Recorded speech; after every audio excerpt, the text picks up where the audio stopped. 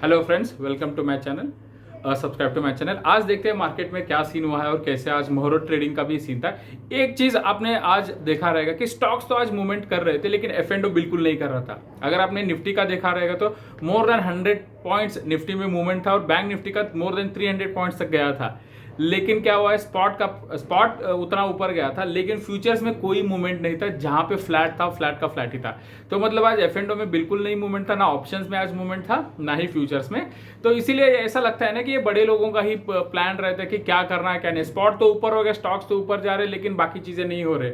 मतलब जो चाहिए वो सिर्फ बड़े प्लेयर्स के हिसाब से ही चलता है। कभी भी कुछ न्यूज फैला देते कि ये होने वाला है, वो होने वाला है, और वो होने नहीं देते। So these are the things that's happening.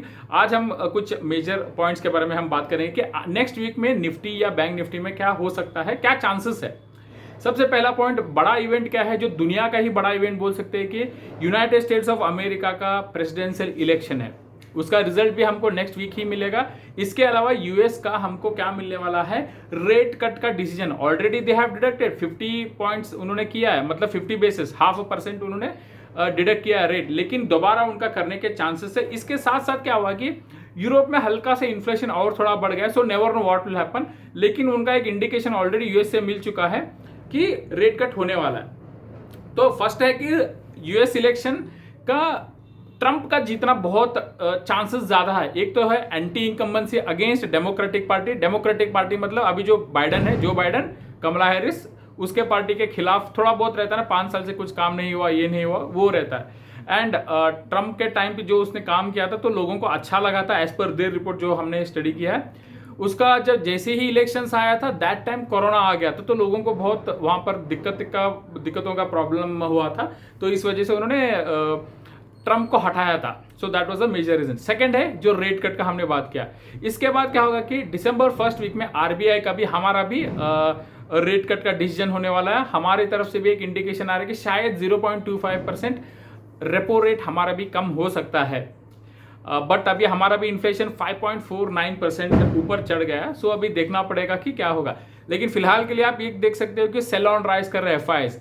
Let's see FIIs ने क्या किया है। एफआईज ने अक्टूबर मंथ में 1,14,000 करोड़ का सेलिंग किया है, 1,14,000 करोड़। और डीआईएस ने, जो डोमेस्टिक इंस्टीट्यूशन मतलब कौन, pension fund, LIC, mutual funds, या जो बड़े बैंक्स होते हैं जिनके पास पैसा ज्यादा होता है, तो ये लोग, एफआईज ने सेलिंग किया है 1,14,000 करोड़ और डीआईएस ने बाय किया 1,07,000 करोड़। मतलब सिर्फ 7,000 करोड़ ही मार्केट से निकला है।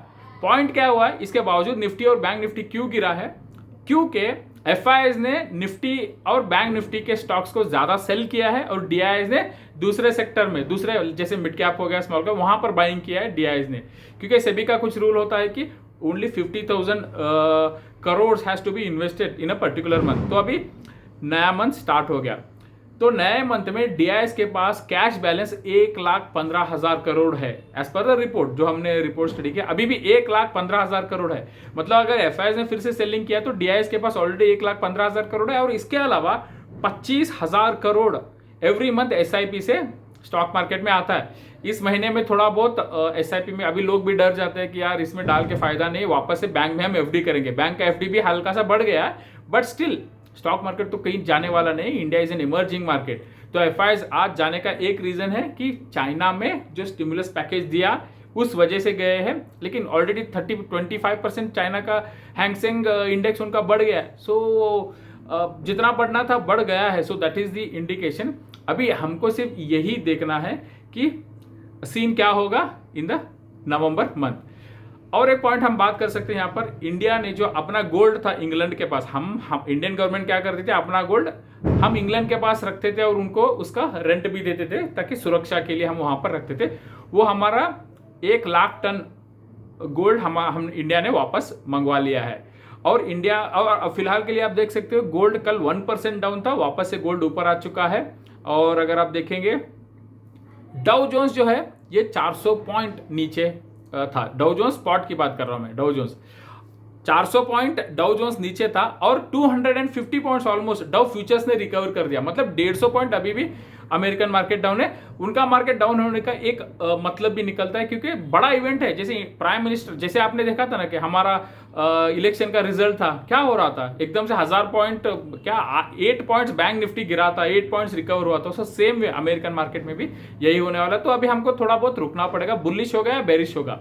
तो ट्रेंड पकड़ने के लिए अभी फ्रेश इन्वेस्टमेंट तो कर सकते हैं फंडामेंटल स्टॉक्स में, वॉट एवर इज अवेलेबल, लेकिन ट्रेडिंग करने वालों के लिए एक ही रहेगा कि आज का 1 तारीख हो गया, 2-3 तो इलेक्शंस, अगले हफ्ते ही इलेक्शन का रिजल्ट भी आ जाएगा।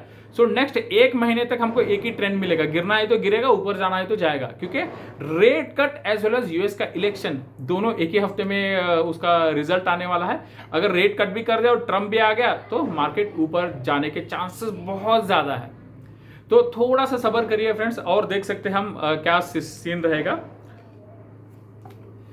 एफआईएस का सेलिंग कब तक ये रहेगा, नोबडी कैन प्रिडिक्ट इट, क्योंकि एफआईएस का ऐसा होता है ना कि एफआईएस जब वो अपना सेल करते हैं तो उनको they have to take their currency to their own country, तो डॉलर में लेके जाते हैं। तो डॉलर अभी ऊपर नहीं गया है, तो एफआईएस अभी सेल करना उनके लिए बेनिफिट रहेगा, क्योंकि ऊपर 19,000 20,000 जब निफ्टी था तब सेल कर, तब इन्वेस्ट कर दिया। अभी आराम से 15-15 20% प्रॉफिट उन्होंने लेके डॉलर सेम प्राइस में अगर वो बाहर जाएंगे तो it's a good thing for them. तो ये चल रहा है। तो लेट्स सी अभी क्या होगा नेक्स्ट वीक में, और देखते हैं कैसे होगा। आप चैनल को सब्सक्राइब करिए। सॉरी फॉर माय हिंदी, शायद मेरी हिंदी शायद उतनी अच्छी नहीं, मैं साउथ इंडिया से आता हूँ, मैं बेंगलोर से हूँ, मैंने बहुत मेहनत करके हिंदी सीखी है। तो चैनल को सब्सक्राइब करिए, कमेंट करिए और लाइक करिए। Take care, bye bye.